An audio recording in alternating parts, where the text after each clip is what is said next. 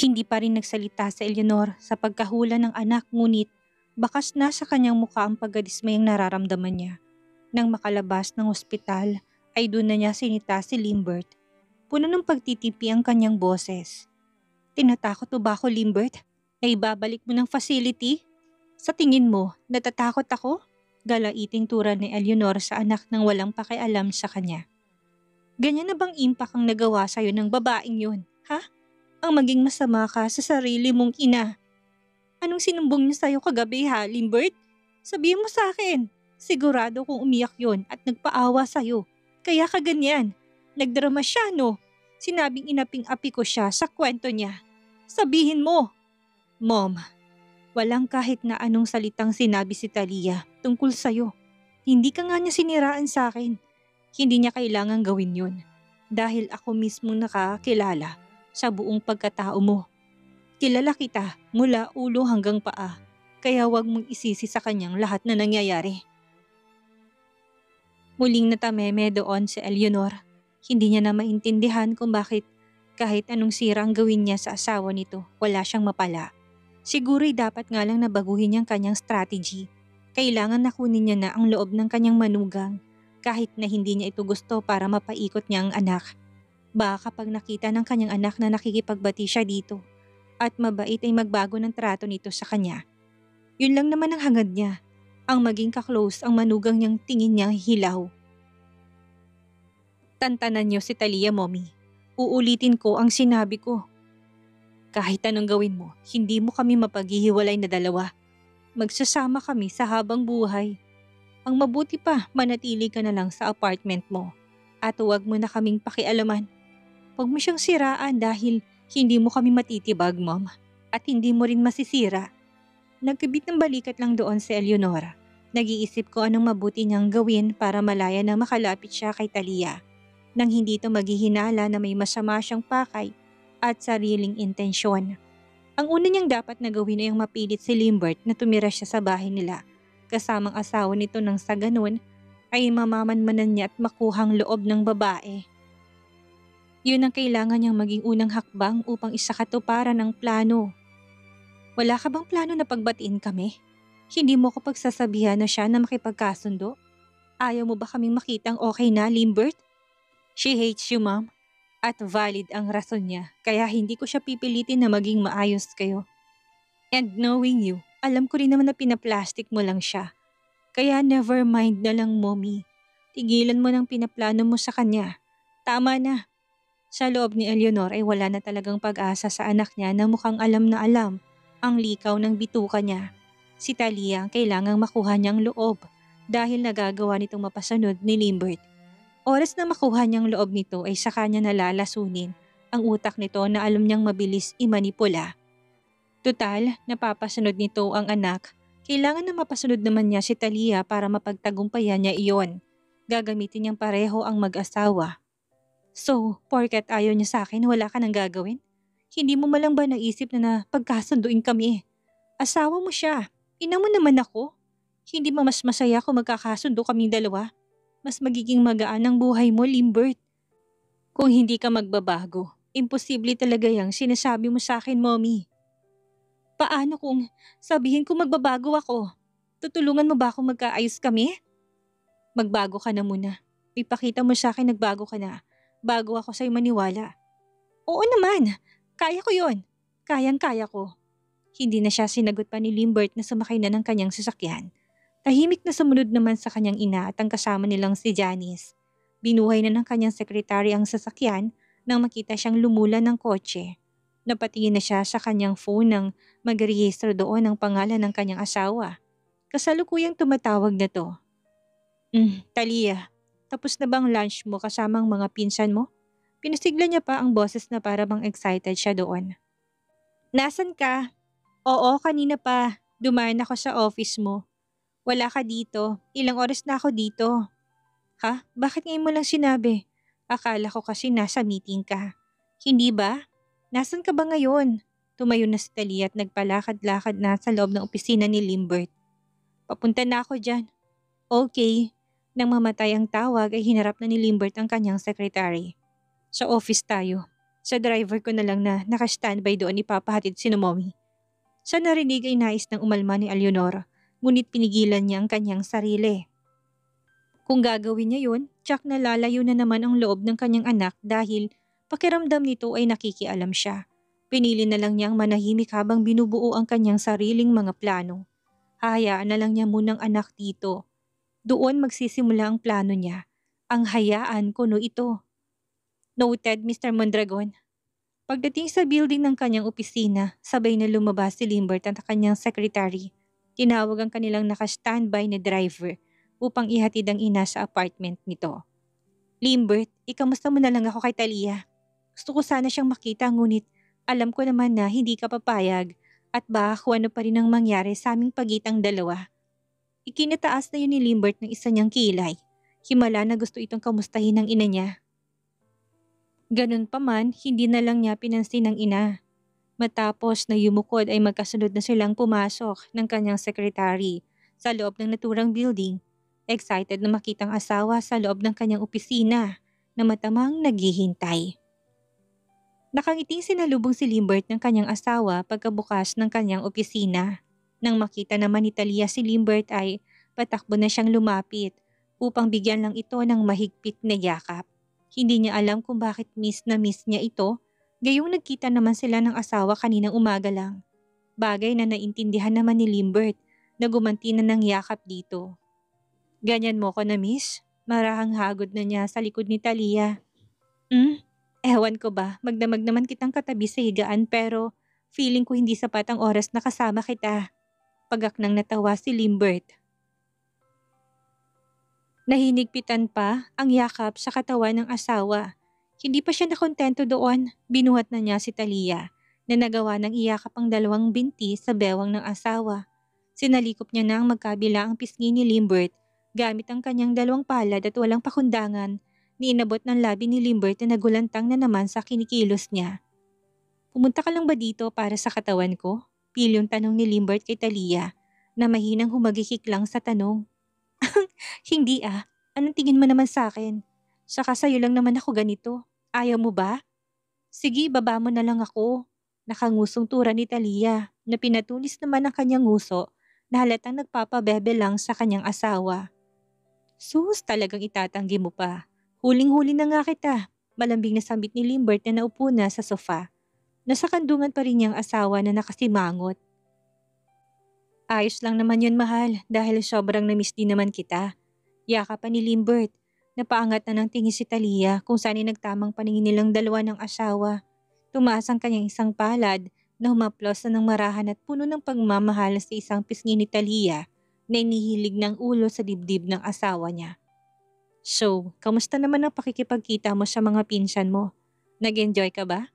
Marahan ang naging pagtango ni Talia nang marahan na pinagapang ang kanyang isang palad sa dibdib ni Limbert. Marahan niyang humaplos sa plos.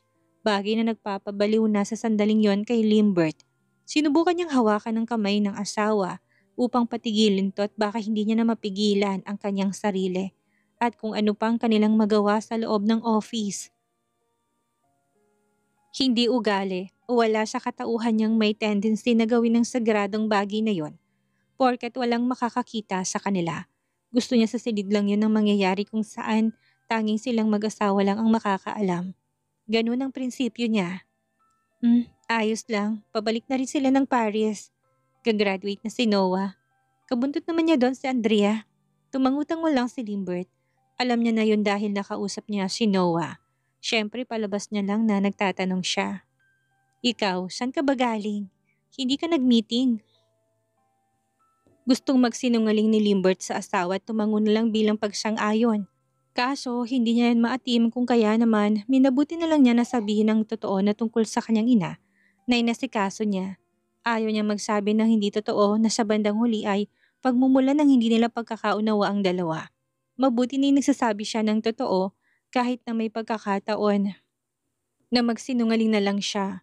Gusto niyang maging tapat sa kanyang asawa kung kaya sinabi na niya ang lahat. Kung ganun, kamusta na siya? Ayos lang, nag-iinarte. Sabi ko na kapag hindi siya umayos, ibabalik ko siya sa facility. Kapag naroon na siya, hindi niya na magagawang gusto niya. At saka hindi na siya magiging malaya na mamasyal sa mga mall upang mamili kung kailan gustuhin. Mahinang natawa si Talia sa naging solusyon ni Limbert sa ina. Masasabi niyang kilala niya na nga ito ng lubusan. E di ayun, umayos siya. Ako pang lolokohin niya. Mahimik pa yun na pagka-proud sa kanyang sarili. Hindi ko siya kukonsintihin sa maling gagawin niya. Saka ayokong gagamitin niyang naging past na sakit niya laban sa akin dahil alam ko kung kailan siya nagsasabi ng totoo at kung kailan nagsisinungaling. Hindi ako yung tipo ng anak na gagawin niyang tanga. Kung feeling niya bumabalik ang sakit niya, dadalhin ko siya kaagad ng facility.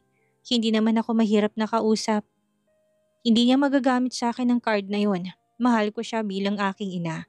Ngunit hindi ko hayaan na gamitin niyang sakit na yon upang mapasunod niya ako.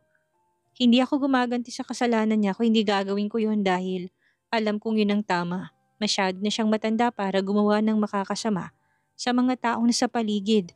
Tama na yun. Hindi ko siya hayaan kaya ngayon pa lang ay pinapalagan ko na siya. Bilang reward ay mabilis na hinalikan ni Talia ang kanyang bibig na marahan niya pang kinagat na ikinagulat na ni Limbert na ipinakita sa paglaki ng mga mata. Kapag daka ay pinanliitan na siya ng mata. Para saan naman ang kiss na yon, mahal? Huwag mo nga akong akitin sa pagganyan mo. Reward mo dahil hindi ka kagaya ng ibang lalaki na para mapasaya ang kanila na kahit ina ay mali tinotolerate lang nilang ginagawa nila. Kahit na alam naman nilang makakasama sa iba. Sobrang proud ako sa'yo kaya naman mas lalo pa kitang minahal, Limbert. Dahil ganyan ang katauhan mo. Kabaliktaran ng mommy mo. Lumapad pang ngiti ni Limbert na namula ng leeg paakyat ng kanyang muka nang marinig ang mga papuri mula kay Talia. Hinigpitan niya pa ang yakap sa katawan ng kanyang asawa na mahinang humagikik lang ng halikan na niya sa kanyang leeg.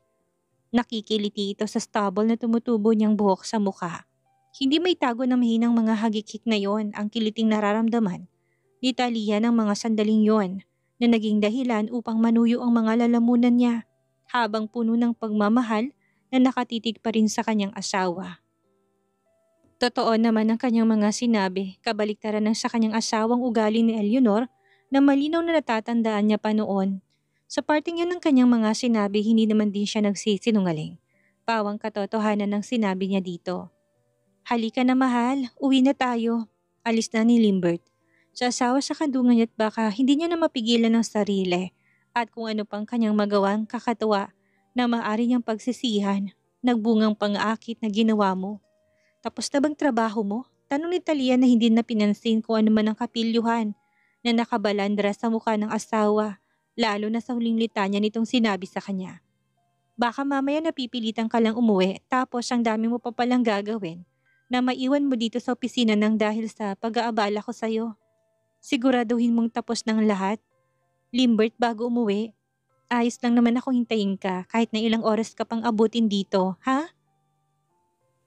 Oo naman, tapos na. Counting review na lang sa ibang mga papers na kailangan kong pirmahan.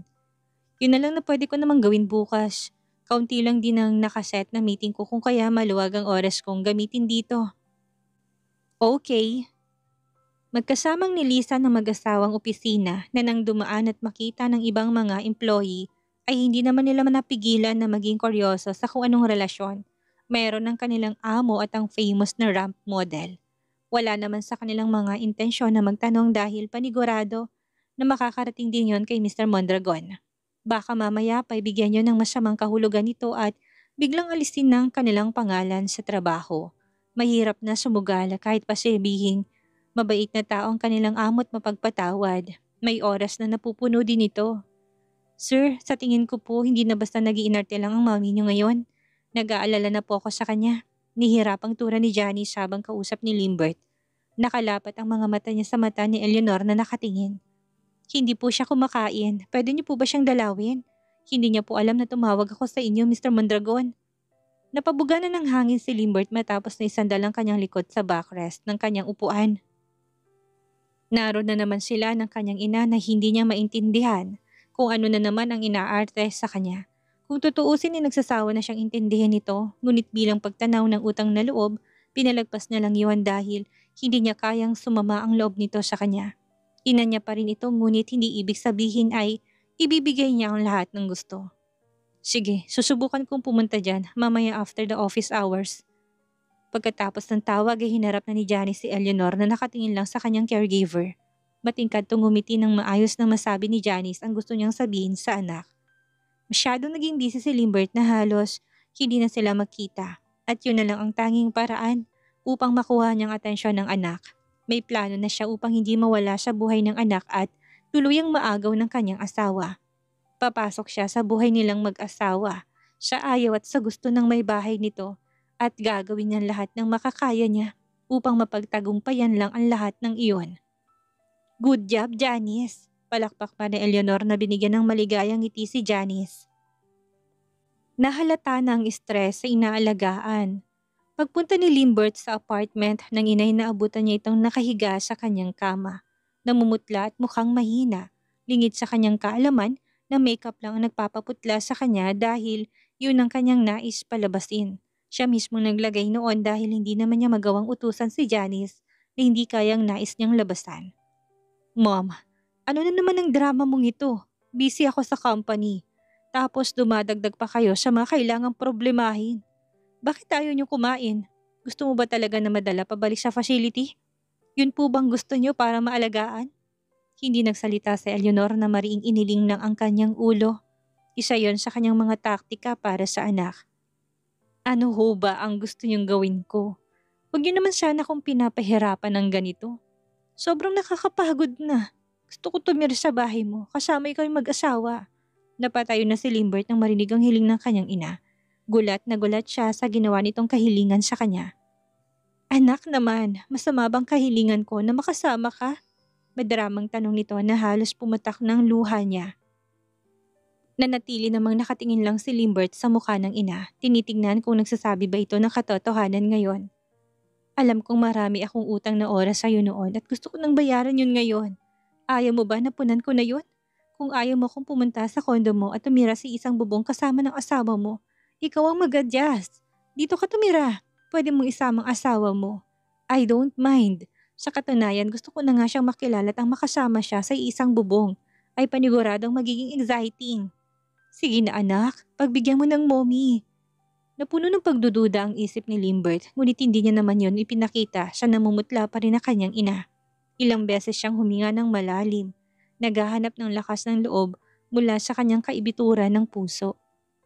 Sige na Limbert, pagbigyan mo na ako. Ayaw mo ba na bumawi ako? Nagbago na ako, hindi na gaya ng dati. Proclaim pa ni Eleanor na animoy kapanipaniwalang lahat ng mga sinasabi. Subukan mo Limbert, hayaan mo patunayan ko. Lumalim pang tingin ni Limbert sa kanyang ina kapag dakay malalim lang siyang bumuntong hininga at tumango. Kakausapin ko si Talia. Kung papayag siya, mabibigay kung gusto mo. Kung hindi, wala akong magagawa. Bakit wala kang magagawa?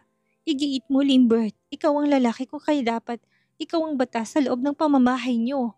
Bakit mukhang baligtad? Ikaw ang kailangang sumunod. Huwag mo siyang pabayaan na nasusunod ang gusto.